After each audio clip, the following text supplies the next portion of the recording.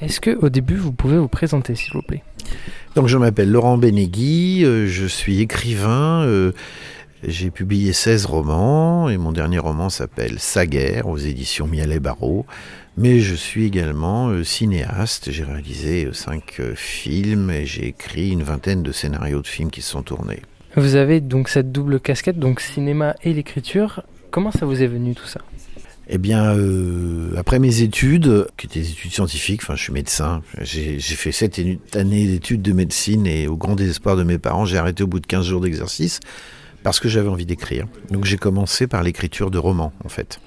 C'est parce que ça me paraissait une écriture plus facile à appréhender que le cinéma où je pensais qu'il fallait connaître la technique et tout ça. Donc j'ai commencé par écrire des nouvelles, puis romans.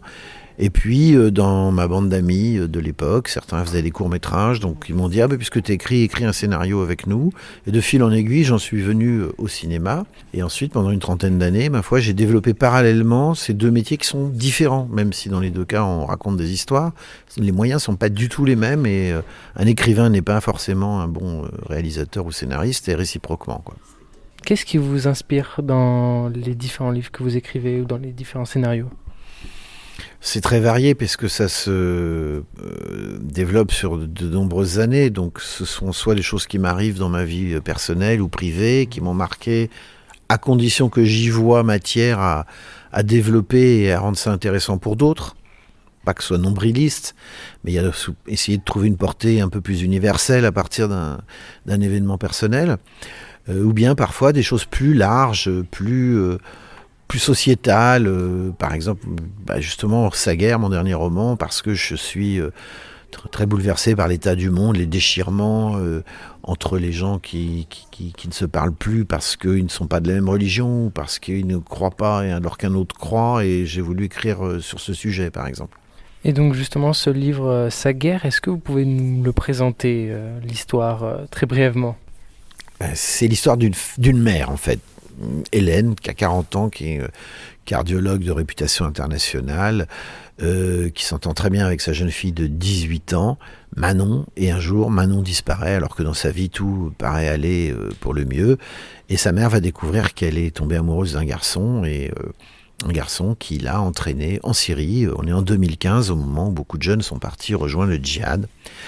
Et donc, je raconte dans ce roman sa stupéfaction, puis sa détresse, je parle de la mère, bien sûr, face à cette annonce, et puis comment elle va essayer de faire tout, et ça dure 10 ans, en fait, je parle de 2015 à 2025, 10 ans pendant lesquels elle va tout faire pour sauver sa fille, elle va mettre en péril sa vie personnelle, sa vie professionnelle, sa vie en danger, et aller au bout d'elle-même pour essayer de sauver sa fille. Est-ce que vous vous décririez...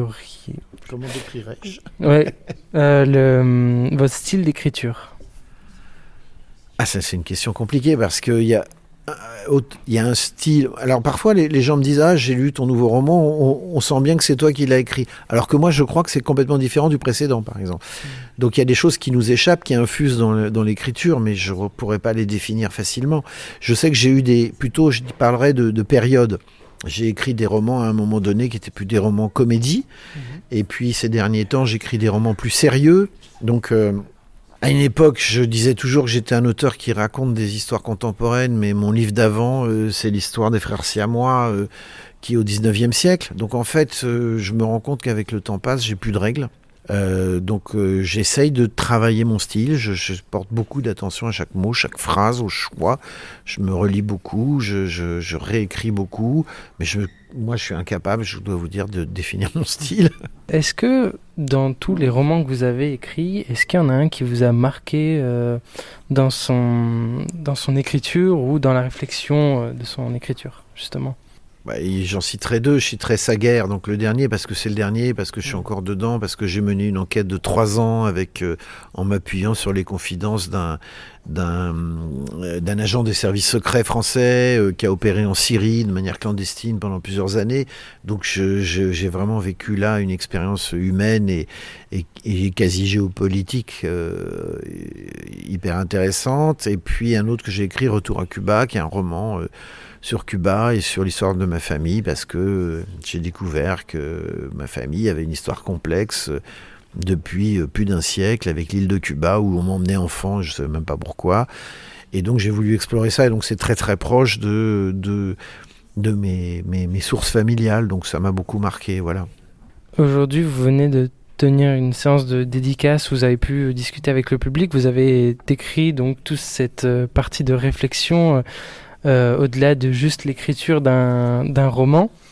C'est un aspect que personnellement j'ai trouvé très intéressant, parce que c'est une étape qu'on ne voit pas dans la lecture d'un livre. Et c'est pour ça que j'ai trouvé ça très intéressant en tout cas. Et je vous remercie, Laurent Benegui, qui a écrit son dernier roman, Sa guerre. Merci beaucoup. Merci à vous, merci.